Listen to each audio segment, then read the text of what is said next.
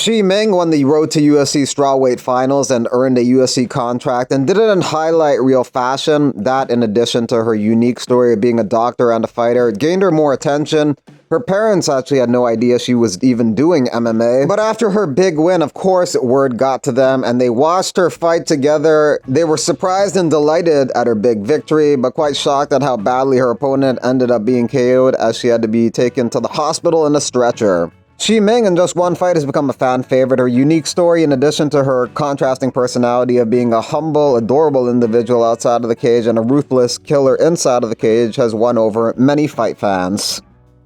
PFL chairman Don Davis promoting Friday's PFL card, but Bellator fighters want to know their future. This is cool and all. Good luck to all the fighters involved. Now, when will we know anything we need to know about Bellator MMA?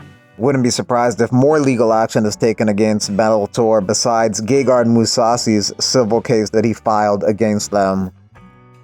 Thiago Moises versus Trey Ogden on January 11th.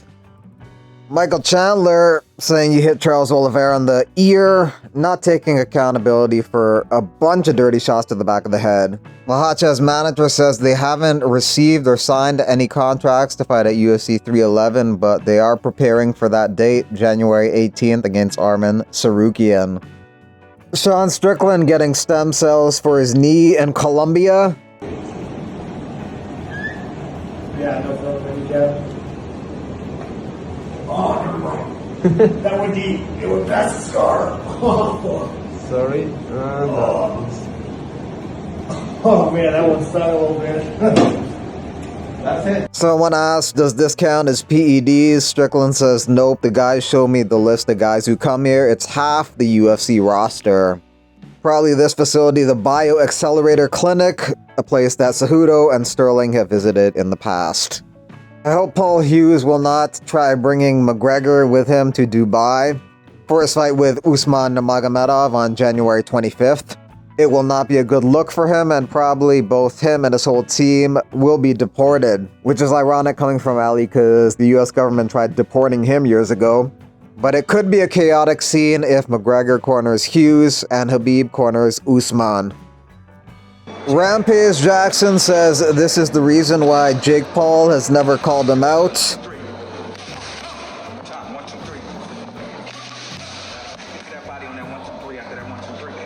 Rampage seems like he's down to lose for a big payday.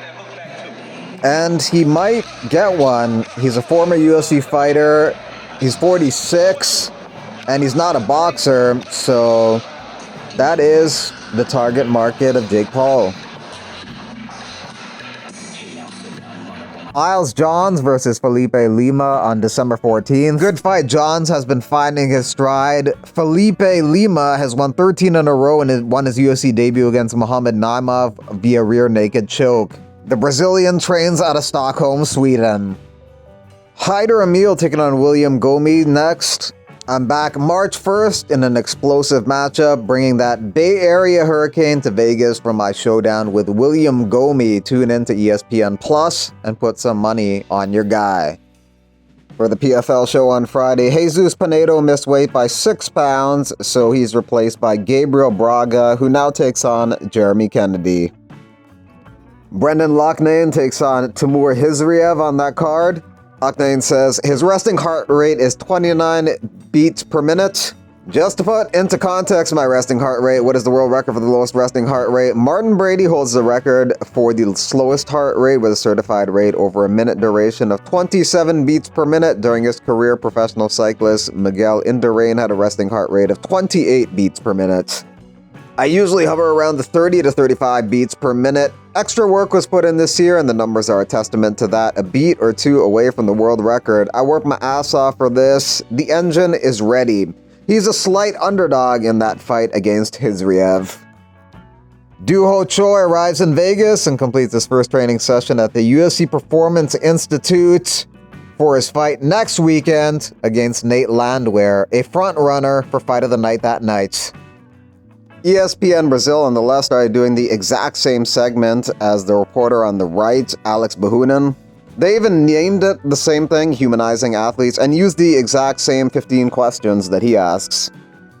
Derek Chisora would like to box one more time, and he says he'd like to take on Francis Ngannou. Ngannou wants to return in the second quarter of next year, either MMA or boxing. If the PFL can put something compelling for him, he'd do that. Otherwise, he'd do boxing. He probably has a lot more opportunities in boxing. There isn't anything that compelling right now for him in the MMA space in the PFL.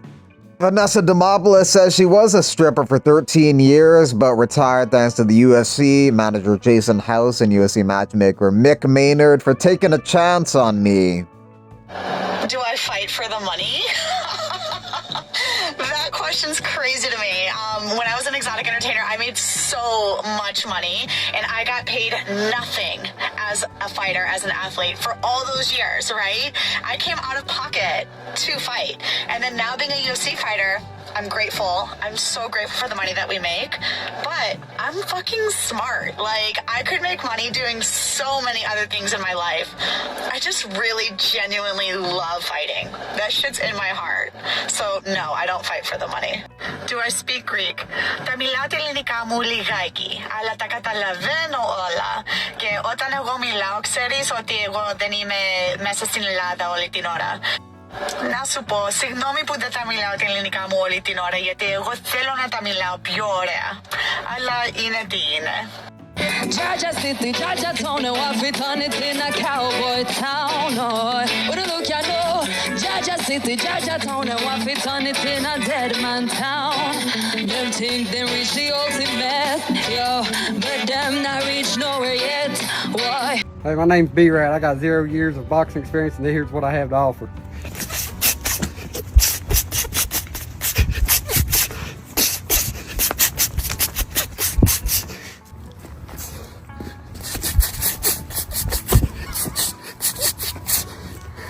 One bantamweight champion, Jonathan Haggerty, has signed a contract for his next fight.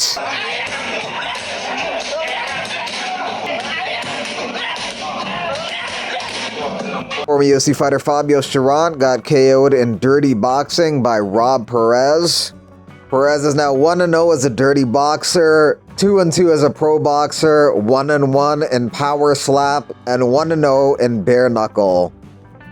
A GoFundMe has been set up for the family of the fighter who passed away earlier this week after a charity MMA event outside of Edmonton, Alberta.